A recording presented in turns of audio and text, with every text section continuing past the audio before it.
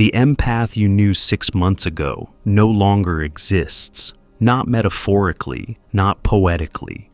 The person who used to answer every call, absorb every crisis, and put themselves last in every situation has been replaced by someone so fundamentally different that the people around them don't know what to do.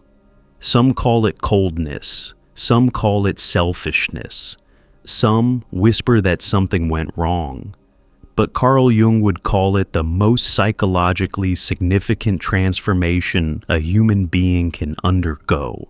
Jung spent decades studying what happens when highly empathic people go through genuine spiritual awakening, and what he found contradicted almost everything the spiritual community teaches about this process. Empaths don't just shift perspective or gain new awareness. They undergo a complete psychological reorganization so profound that their personality structure, their relational patterns, their emotional responses, and even their neurological wiring fundamentally reconfigure. The person who emerges isn't an upgraded version of who they were. It's someone entirely new operating from a psychological architecture that didn't exist before. What disturbed Jung most wasn't the transformation itself, it was how deep it went. Other personality types experience awakening as expansion. They add awareness to their existing structure. But empaths experience awakening as demolition, followed by reconstruction. Everything gets torn down first. Their identity, their coping mechanisms, their relational patterns, their understanding of love, their definition of self. All of it collapses before anything new can be built. And that collapse is why empaths change so deeply that the people who knew them before barely recognize them after. Today, I'm going to show you the specific psychological mechanisms Jung identified that make empaths transform so completely during spiritual awakening, why the depth of change is directly proportional to the depth of their original wounding, and what's actually happening inside the empath during the terrifying period when they seem to become a completely different person. To understand why empaths change so profoundly, you need to understand what Jung discovered about how empaths are constructed in the first place, because the depth of the transformation is directly connected to the depth of the original problem. And the original problem goes far deeper than most people realize. Jung observed that most empaths didn't develop their sensitivity as a gift or a spiritual blessing. They developed it as a survival mechanism in childhood environments where reading other people's emotional states was literally necessary for safety. The child who had to sense when a parent's mood was shifting toward violence.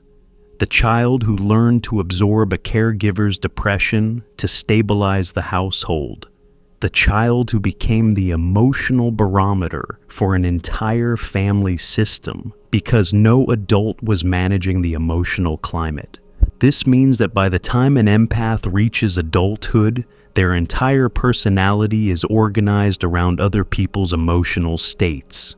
Not just part of it, all of it. Their sense of identity comes from being needed. Their sense of safety comes from monitoring others. Their sense of worth comes from being the one who helps, who heals, who holds everything together.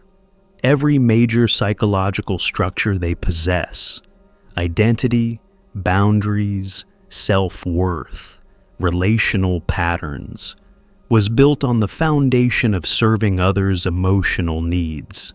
Jung recognized this as a complete psychological system organized around an external reference point. The empath doesn't know who they are outside of their relationships. They don't know what they feel apart from what others feel. They don't know what they want independent of what others need. Their entire psyche is oriented outward, like a satellite dish pointed permanently at everyone else, never turned inward toward themselves. This is why spiritual awakening hits empaths like a demolition charge. When awakening begins, when genuine consciousness starts to emerge, it doesn't just add new awareness to the existing structure. It reveals that the existing structure was never actually theirs, that their identity was constructed for someone else's benefit, that their emotional patterns were survival responses, not authentic expressions, that the person they have been presenting to the world for decades was a sophisticated performance designed to keep them safe in childhood that became a prison in adulthood. Jung called this the collapse of the false self. And for empaths, the false self isn't a small mask they wear in social situations. It's the entire building. When it collapses, there's nothing underneath. No backup identity. No hidden authentic self waiting to emerge. Just emptiness where a person used to be. And that emptiness is the most terrifying experience an empath will ever face. This is the first reason empaths change so deeply. Their awakening doesn't modify who they are. It eliminates who they thought they were and forces them to build something entirely new from the ground up. Other personality types have aspects of authentic self preserved beneath their persona. Empaths often have almost nothing because the survival mechanism consumed everything. So, the reconstruction has to be total. The second mechanism Jung identified was what he called the grief of accurate perception. Before awakening, empaths operated under a specific delusion that kept them functioning. The belief that their love, care, and sacrifice would eventually be reciprocated. That if they just gave enough, helped enough, absorbed enough, the people they loved would finally see them and love them back. This belief wasn't rational. It was the child's magical thinking carried into adulthood. If I'm good enough, if I'm selfless enough, they'll finally love me the way I need. Spiritual awakening destroys this belief with surgical precision. The empath begins to see, with devastating clarity, that many of the relationships they have poured themselves into were never reciprocal, that people they've been healing didn't want to be healed. They wanted a supply of emotional labor, that their sacrifices weren't noble acts of love. They were desperate attempts to earn what should have been freely given, that they've been performing a role in other people's lives while no one was performing a role in theirs. Jung documented that this realization doesn't arrive gently. It crashes through every memory, every relationship, every sacrifice the empath has ever made, recontextualizing all of it simultaneously. The empath suddenly sees 20 years of relationships through completely different eyes. And what they see is devastating. Not just that they were used, but that on some level they participated in their own exploitation, because the alternative was facing the emptiness of not being needed. This grief changes empaths at a molecular level, because it's not grief about one loss. It's grief about the entire operating system they've been running their life on. They're mourning the death of a worldview, the belief that unconditional giving creates reciprocal love. When that belief dies, the empath who was organized around it dies too. And whoever emerges from that grief will never operate from that belief again. The third mechanism is what Jung described as shadow reclamation. And this is where the transformation becomes visible to everyone around the empath. Before awakening, empaths typically repress everything that contradicts their identity as the caring, giving, selfless one. Anger gets buried, selfishness gets denied. The desire to be served instead of serving gets pushed so far underground, it might as well not exist. The empath's shadow contains every quality they were taught was unacceptable. rage, self-interest, the capacity to say no without guilt, the willingness to let someone else suffer without intervening. During awakening, the shadow doesn't just get acknowledged, it erupts. Jung observed that empaths in the midst of genuine transformation often swing to what looks like the opposite extreme. They become fierce where they were gentle, boundaried where they were open, selective where they were available to everyone. They start saying no and meaning it. They withdraw from relationships that drain them. They stop explaining themselves. They develop what their friends and family experience as coldness, but what is actually the empath, meeting the disowned parts of themselves for the first time. Jung was fascinated by this phase because it terrified everyone around the empath while being profoundly healthy for the empath themselves. The people who benefited from the empath's boundaryless giving suddenly found the supply cut off, and their response was almost always to pathologize the empath's transformation. "You've changed. You're not the person I knew. Something's wrong with you. What happened to the person who was always there for everyone?" But Jung recognized that what looked like the empath becoming cruel was actually the empath becoming complete. They were integrating shadow qualities that had been denied for decades.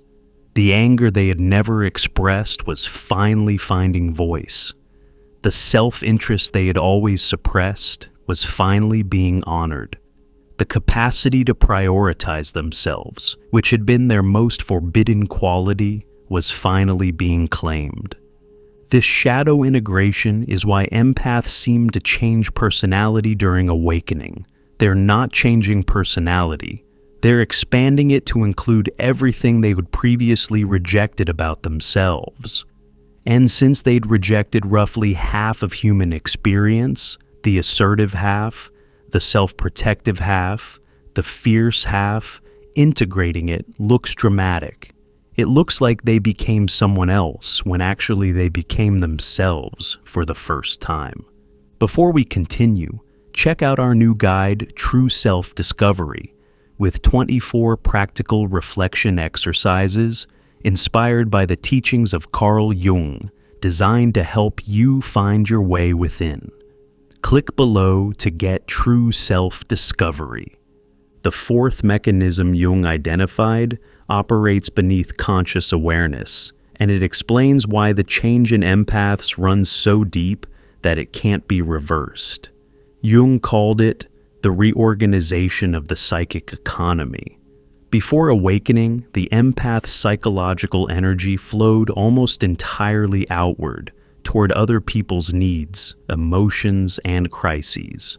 Their internal world was neglected, underdeveloped, often completely unknown to them. They could tell you exactly how everyone else felt, but couldn't identify their own emotions. They could diagnose everyone else's patterns, but were blind to their own. During awakening, this energy flow reverses. The empath's psychological resources begin redirecting inward for the first time in their life. Energy that used to monitor everyone else's emotional state starts monitoring their own. Attention that used to focus on others' needs starts focusing on their own desires, boundaries, and authentic responses. The satellite dish turns around and points at them. This reversal is why empaths in awakening often withdraw dramatically from social life. They're not being antisocial. Their psyche is undergoing a massive reallocation of resources.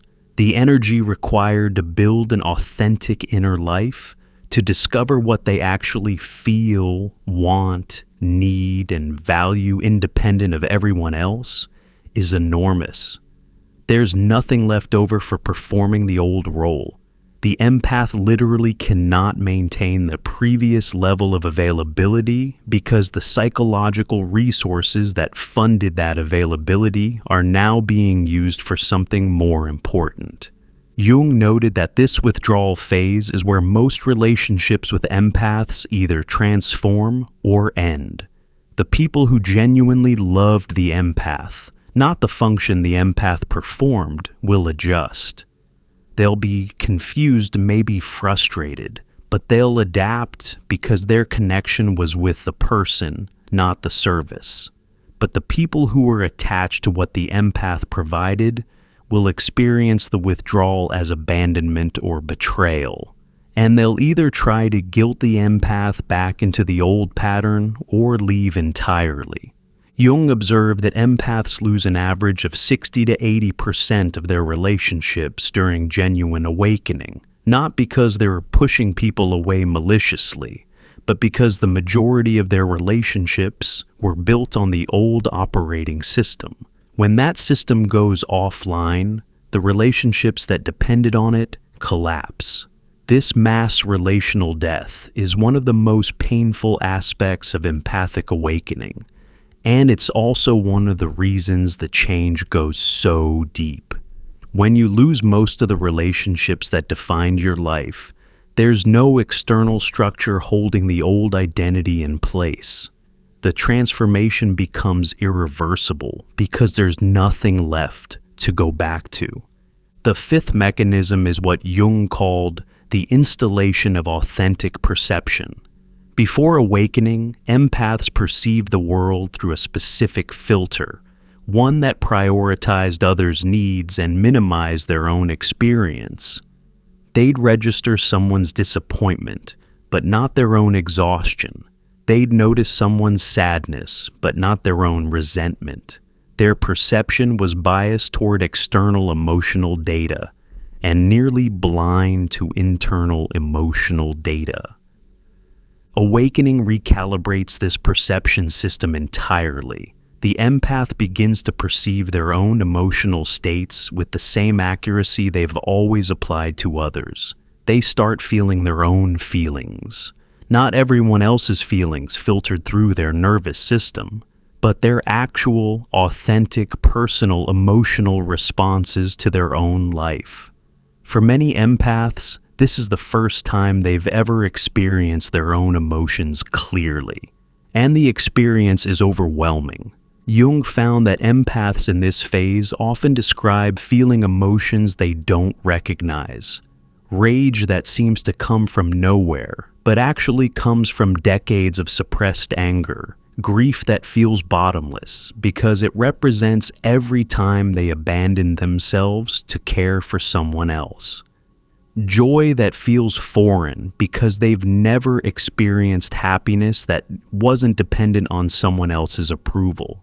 These emotions are theirs, have always been theirs, but were buried so deep that experiencing them feels like encountering a stranger living inside their own body. This installation of authentic perception changes empaths permanently because once you learn to feel your own feelings, you can never go back to the old confusion. You can never again mistake someone else's anxiety for yours. You can never again override your anger because someone needs you to be calm. You can never again abandon your own emotional experience to manage someone else's. The perceptual system has been upgraded, and the upgrade is permanent. The sixth mechanism, and the one Jung considered the most significant, is what he called the birth of psychological sovereignty. Before awakening, empaths operated as emotional extensions of other people. Their mood was determined by others' moods. Their sense of self fluctuated based on how others treated them. Their inner world was a mirror reflecting everyone else's reality. They had no psychological center of gravity, no stable internal reference point from which to navigate life. Awakening creates that center of gravity for the first time. Through the collapse of false identity, the grief of accurate perception, the integration of shadow, the reversal of psychic energy, and the installation of authentic perception, something entirely new emerges, a self, an actual, stable, internally referenced sense of identity that doesn't depend on being needed, doesn't fluctuate based on external approval, and doesn't dissolve when someone else is disappointed. Jung described this as the empath finally developing what most people take for granted, a sense of being a separate, complete individual. This sounds basic, but for someone whose entire existence was organized around merging with others, individuality is revolutionary. The ability to sit in a room with a suffering person and not absorb their suffering. The capacity to witness someone's anger without becoming anxious. The freedom to make choices based on personal values rather than other people's expectations. These aren't small changes. For an empath, they represent a complete restructuring of consciousness. This is why people who knew the empath before awakening experience the change as so dramatic. The empath has literally developed a psychological capacity they never had before. They're not the same person with better boundaries.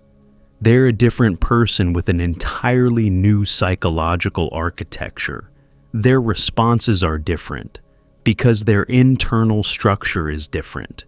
Their choices are different because their reference point is different. Their presence is different because they're actually present in their own body for the first time instead of psychologically living inside everyone else's experience.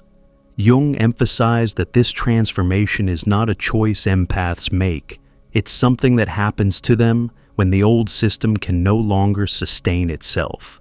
The years of giving without receiving, absorbing without processing, abandoning themselves without acknowledgement, eventually the psyche reaches a breaking point where continuing the old pattern would mean psychological death, and the organism chooses survival. The awakening isn't enlightenment arriving gracefully. It's the psyche refusing to participate in its own destruction any longer.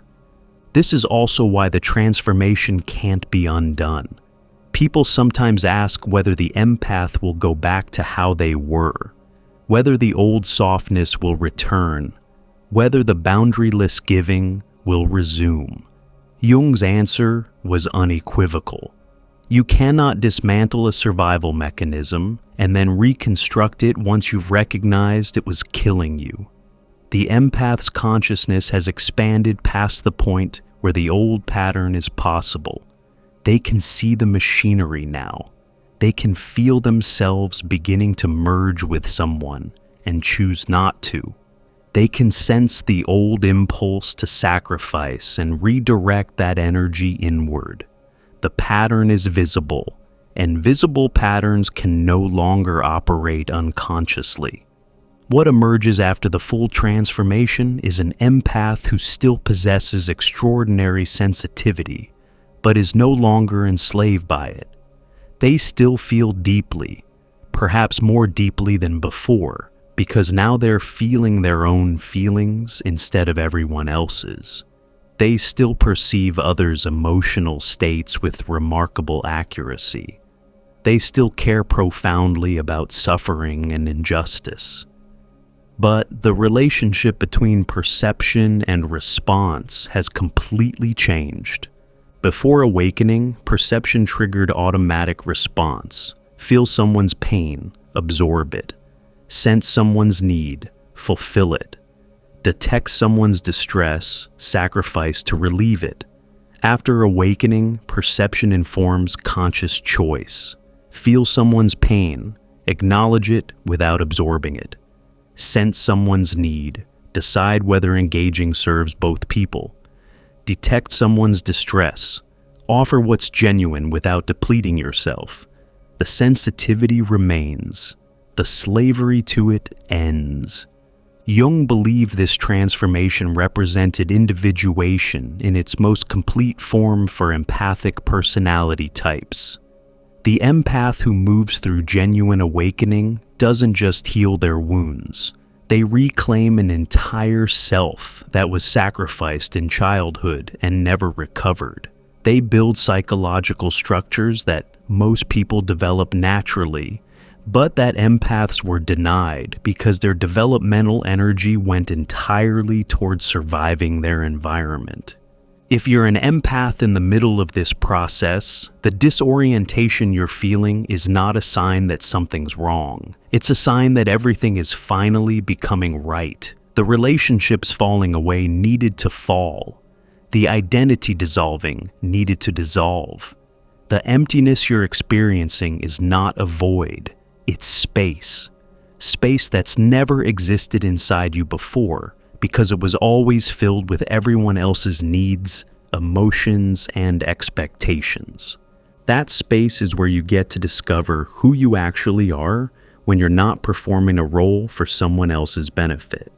And that discovery, Jung would tell you, is worth every painful thing you're going through to reach it. The person emerging on the other side of this transformation isn't less than who you were. They're more. Not more giving, not more sacrificing, not more available, more real, more whole, more authentically and unapologetically themselves. That's why empaths change so deeply after spiritual awakening. Not because awakening adds something to them, because it finally stops them from giving themselves away. And an empath who stops giving themselves away, who reclaims their own energy, their own feelings, their own sovereign self. That's not someone who lost their gift. That's someone who finally learned what the gift was actually for. If you haven't yet, check out our new guide, True Self-Discovery, with 24 practical reflection exercises inspired by the teachings of Carl Jung, designed to help you find your way within. Click below to get True Self-Discovery.